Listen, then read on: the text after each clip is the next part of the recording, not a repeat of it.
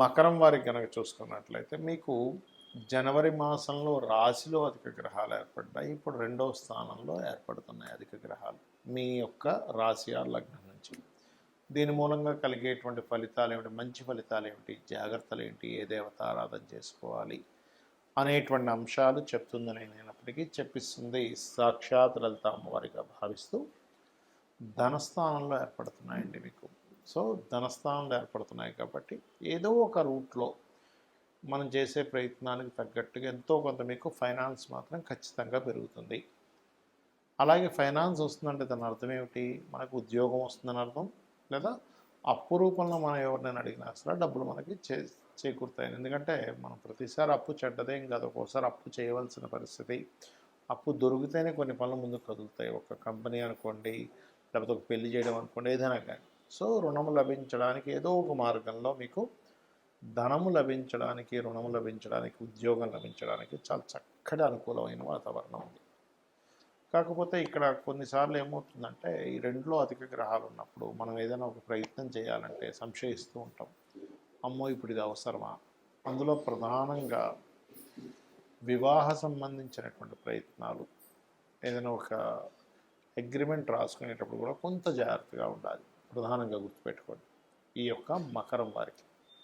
అయితే ఈ ఎప్పుడైతే ధనస్థానంలో అధిక గ్రహాలు ఉంటున్నాయో ఇందులో ప్రధానంగా అష్టమాధిపతి అయినటువంటి బుధుడు కూడా నాలుగో అధిపతి అయినటువంటి కుజుడితో కలిసి రెండులో ఉంటున్నాడు. పర్టికులర్గా మంగళవారాలు, బుధవారాలు మీరు వాహనం మీద వెళ్ళేటప్పుడు కాస్త స్లోగా వెళ్ళండి. అండ్ అట్లాగే ఇంకోటి ఏంటంటే వాహనం మీద వెళ్ళేటప్పుడు కూడా స్లోగా వెళ్తుండాలి. అండ్ తాతగారి ప్రాపర్టీ సంబంధించినటువంటి విషయాల పట్ల కూడా కొంత జాగ్రత్త వహిస్తూ ఉండాలి, గుర్తుపెట్టుకోండి. ఇక మీరు నిత్యము ఏ దేవత ఆరాధన చేస్తే బాగుంటుంది చూసుకున్నట్లయితే అమ్మవారి ఆరాధన ఎక్కువగా చేయండి. అందులో ప్రధానంగా అష్టమి చంద్ర విభ్రాజ అలికస్థల శోభితాయ నమః అని మంత్రం చేయండి, ఇంకా బాగుంటుంది. ఇప్పుడు పంచగ్రహ కూటములు కొంతమందికి వాళ్ళ జన్మజాతకంలో ఉంటుంది. మరి జన్మజాతకంలో పంచగ్రహ కూటమి ఉన్నప్పుడు ఎలా ఫలితాలు ఇస్తాయని తెలుసుకోగలగాలి. చెప్తాను చూడండి. ఇప్పుడు కొంతమందికి చూడండి లగ్నంలో ఉంటుంది 5 గ్రహాల కూటమి, 5 ఉంటుంది, 6 ఉంటుంది, 4 గ్రహాలు ఉంటాయి. అంటే అధిక గ్రహాలు ఒక భావంలో ఉన్నప్పుడు పర్సనల్ చార్ట్లో ఎలాంటి రిజల్ట్స్ వస్తాయి అని చెప్పి చూసుకుంటే కనుక మీకు చూడండి లగ్నంలో ఉన్నాయనుకోండి అధిక గ్రహాలు, మీరు వాళ్ళని ఖచ్చితంగా మనం లాట్ ఆఫ్ టాలెంట్స్ ఉంటాయని చెప్పొచ్చు వాళ్ళకి. అంటే ఒక తత్వం కాదు, మల్టిపుల్ తత్వంగా ఉంటుంది. అంటే రవి ఉన్నాడు డిగ్నిఫైడ్గా ఉండడం, చంద్రుడు ఉన్నాడు కొంచెం ఎమోషన్గా ఉండడం, అట్ ది సేమ్ టైం అంటే డిగ్నిఫైడ్ ప్లస్ ఎమోషన్. బుధుడు ఉన్నాడు బాగా తెలివైన తత్వంగా ఉండడం, మరియు అదేవిధంగా కుజుడు ఉన్నాడు. వీటితో పాటు మళ్ళీ లీడర్షిప్ క్వాలిటీస్ కొంచెం కోప స్వభావంగా ఉండడం. శుక్రుడు ఉన్నాడు, ఇవన్నీ ఉంటూ మళ్ళీ మీకు ఈ యొక్క కళా సంబంధించిన ఆలోచనలు, కళా సంబంధించిన మంచి కళాకారులే ఉంటూ ఉంటారు. అంటే ఇక్కడ ఏంటంటే మనకి ఏ గ్రహాలు ఏ భావంలో ఎక్కువగా ఉంటూ ఉంటాయో ఆ భావాన్ని ఆ యొక్క గ్రహాలు యాక్టివ్ చేస్తూ ఉంటాయి. ఇది లగ్నంలో ఉంటుంది. అదే మీకు ధనస్థానంలో ఉందనుకోండి పంచగ్రహ కూటమి, అప్పుడు ఎలా ఏర్పడుతుంటుందంటే మీకు రకరకాల మార్గాల ద్వారా ధనయోగం, అంటే మల్టిపుల్ ధనయోగాస్ అంటారు. ఇవి చాలామందికి రెండో స్థానంలో 5 గ్రహాలు ఉంటాయి, 4 గ్రహాలు ఉంటాయి. కానీ ఒక్కొక్కసారి కొంతమందికి రావు. ఎందుకు అంటే ఆ గ్రహాలన్నీ కొన్నిసార్లు కంబస్ట్ ఉంటాయి, లేదా పాపకర్తరి అంటూ ఉంటారు. కొన్నిసార్లు పాపకర్తరిలో ఉంటే కూడా ఇబ్బంది ఉంటుంది. అలా కాకుండా మూడో స్థానంలో ఉన్నాయనుకోండి గ్రహాలు, వీళ్ళకి విపరీతమైనటువంటి ధైర్యం ఉంటూ ఉంటుంది, తొందరగా స్టెప్ వేస్తారు. ఒక ప్లేస్లో ఉంటే వీళ్ళకి కలిసి రాదు, ప్రదేశం అనేటువంటిది మారుతూ ఉండాలి, సిబ్లింగ్స్ కూడా ఎక్కువ మంది ఉండేటువంటి ఛాన్సెస్ ఉంటుంది.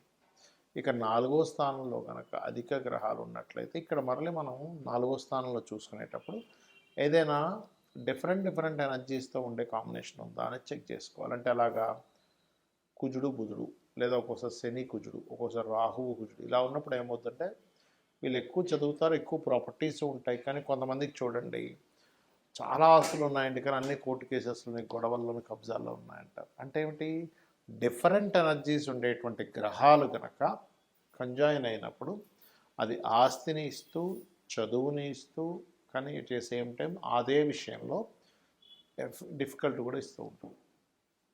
అంటే చదువుకునే టైంలో కొంతవరకు స్ట్రెస్ అవ్వడము, చదువుకునే టైంలోనే కొన్ని ఇబ్బందులు పడడం కూడా జరుగుతూ ఉంటుంది అలా ఉన్నప్పుడు. అదేవిధంగా ప్రాపర్టీ రిలేటెడ్ సంబంధించిన విషయాలు ఇబ్బంది రావడం. అలా కాకుండా సౌమ్య గ్రహాలు ఉన్నాయి చక్కగా, అప్పుడు ఇబ్బంది ఏమి ఉండదు. అంటే బుధుడు, శుక్రుడు, గురువు, రవి ఇట్లా కలిసి ఉంది, నో నీడ్ టు వరీ. చంద్రుడు అలా ఉన్నాడు, అప్పుడు మంచి కంఫర్ట్స్ కూడా బాగుంటాయి. అంటే ఆస్తుల నుండి కూడా కంఫర్ట్స్ లేని జీవితం అనేటువంటిది 4వ స్థానంలో అధిక గ్రహాలు ఉన్నప్పుడు అటువంటి ఫలితాలు వస్తుంది. అంటే పాపగ్రహ సంబంధంగా ఉన్నప్పుడు, శుభగ్రహ సంబంధంగా ఉన్నప్పుడు బాగుంటుంది.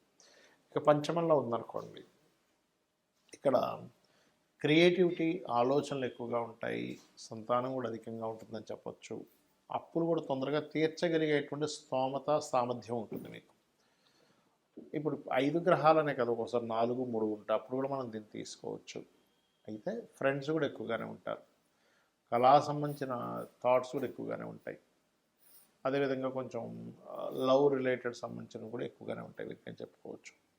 అదే 6లో ఉన్నాయనుకోండి అధిక గ్రహాలు, వీళ్ళు స్పోర్ట్స్లో బాగా రాణిస్తారు చెప్పాలంటే. స్పోర్ట్స్లో బాగా రాణించడము, మరియు అదేవిధంగా 6వ స్థానం ఏంటంటే డైలీ లైఫ్లో రకరకాల వీళ్ళు చూస్తారు. అంటే చాలా చూశానండి నేను లైఫ్లో అంటూ ఉంటాను, చూసారా నా లైఫ్లో చాలా విషయాలు చూశాను, నా అనుభవంతో లేదు నీ వయసు అంటూ ఉంటాం. కాబట్టి ఏంటంటే అలా అధికమైనటువంటివి ఇస్తుంటుంది. కాకపోతే 6లో అధిక గ్రహాలు ఉన్నప్పుడు అందులో ప్రధానంగా శుక్రుడు కనుక మిళితమై ఉంటే వివాహ జీవితం విషయంలో, లేకపోతే వివాహం చేసుకునే విషయంలో, వివాహం అయిన తర్వాత కొంచెం దూరంగా ఉండడం సమ్ టైమ్స్ అనేది జరుగుతూ ఉంటుంది. సప్తమంలో అధిక గ్రహాలు అంటే ఎక్కువ మందిని పెళ్లి చేసుకుంటాడని కాదు, మల్టిపుల్ రిలేషన్స్ ఉండడానికి కొంచెం అది ఒక్కొక్కసారి సామాజికంగా ఉంటుంది. ఎలా అంటే సమాజంలో చాలామంది తెలిసి ఉంటుంటారు, అది వెంటనే సప్తమంలో అధిక గ్రహాలు ఉండగానే వెంటనే మనం ఎక్కువ వివాహాలు అయిపోతాయని చెప్పకూడదు. ఇది డిపెండ్ ఆన్ 12వ స్థానాన్ని కూడా పరిశీలన చేసి చెప్పాలి. శుక్రుడిని పరిశీలన చేయాలి, మహాదశ అంతర్దశలను పరిశీలన చేయాలి. సప్తమ స్థానంలో అవి చాలా సంబంధాలు చూడాలని వస్తుంది ఒక్కోసారి సప్తమ స్థానంలో ఉన్నప్పుడు, లేదా చాలా ప్రపోజల్స్ వివాహం చేసుకోవడానికి వచ్చాయని కూడా చెప్పొచ్చు. అంతేగాని వెంటనే ఎక్కువ మంది భార్యలు, ఎక్కువ మంది భర్తలు ఉంటారని చెప్పడానికి లేదు. అష్టమంలో అధిక గ్రహాలు ఉన్నప్పుడు మాత్రం తాతగారి ప్రాపర్టీస్ రావడానికి ఛాన్స్ ఉంటుంది. కానీ ఎట్ ఏ సేమ్ టైం అష్టమంలో ఉండే గ్రహాలు కనుక డిఫరెంట్ ఎనర్జీస్ కలిసి ఉంటే తాతగారి ఆస్తి కూడా ఇబ్బందుల్లో ఉంటుంది. కాకపోతే వీళ్ళు పిహెచ్డీస్, రీసెర్చెస్ చేయడానికి చాలా బాగుంటుంది. ఇక భాగ్యస్థానంలో కనుక అధిక గ్రహాలు ఉన్నట్లయితే ఇక్కడ మనం అర్థం చూసుకోవాల్సింది ఏంటంటే, భాగ్యంలో ఉండేటువంటి గ్రహాలు ఎక్కువగా మనకి ఇచ్చేటువంటి రిజల్ట్ దేని విషయంలో ఇస్తుంది ఏమిటి అని చెప్పి చూసుకున్నట్లయితే, మనకి 9th హౌస్ కాబట్టి హయ్యర్ ఎడ్యుకేషన్కి, పుణ్యక్షేత్రాలకు వెళ్ళడానికి, అండ్ అదేవిధంగా కొన్నిసార్లు చూడండి మనం ఏవైనా తండ్రి నుంచి కొన్ని సపోర్ట్స్, గురువు నుంచి సపోర్ట్స్ కూడా ఇస్తుంది. దశమంలో ఉండే అధిక గ్రహాలు వర్కాలిక్గా ఉంటాడు మనిషి. ఇంకోటి ఏంటంటే ఒక పని కాకుండా మల్టిపుల్ వర్క్స్ చేయడము, అది కూడా డియోల్ సైన్స్ అయితే ఇంకెక్కువ మల్టిపుల్ వర్క్స్ అనేవి చేస్తూ ఉంటారు. అంటే రెండు జాబులు చేయడం లాంటివి జరుగుతుంటాయి. లాభంలో ఉండేటువంటి గ్రహాలు శుక్రుడు తప్ప మిగతా గ్రహాలన్నీ కూడా లాభ ఫలితాలు ఇస్తాయి. 12లో ఉండే గ్రహాలను మాత్రం మనం కొంచెం పరిశీలన చేయాలి. ఎందుకంటే ఇక్కడ ఇది తండ్రి ఆస్తిని ఇస్తుంది ఒక్కోసారి అధిక గ్రహాలు ఉన్నప్పుడు, లేదు పాడైనట్లయితే అక్కడ ఉండే గ్రహాలు తండ్రి ఆస్తి మూలంగానే గొడవలు ఉంటూ ఉంటాయి. బెడ్ కంఫర్ట్స్ కూడా కాస్త ఎక్కువగా ఉంటాయి, రిలేషన్స్ కూడా ఎక్కువగా ఉంటాయని చెప్పచ్చు. కాకపోతే ఇక్కడ శుక్రుడు ఇన్వాల్వ్ అయ్యి ఎలా ఉన్నాడు, వీళ్ళకి శీలస్థానం ఎలా ఉంది, 4th హౌస్ ఎలా ఉంది చూసుకోవాలి. అంటే కోరిక స్థానం ఎలా ఉంది, 4వ స్థానం శీలస్థానం ఎలా ఉందని తెలుసుకోవాలి. ఇవి తెలుసుకోకుండా కేవలం మీరు మల్టిపుల్ రిలేషన్స్ చెప్పడానికి లేదు, గుర్తుపెట్టుకోండి. వీళ్ళ శుక్రుడి యొక్క బలం ఎలా ఉంది ఇవన్నీ చూసుకొని మనం నిర్ధారణ చేయాలి.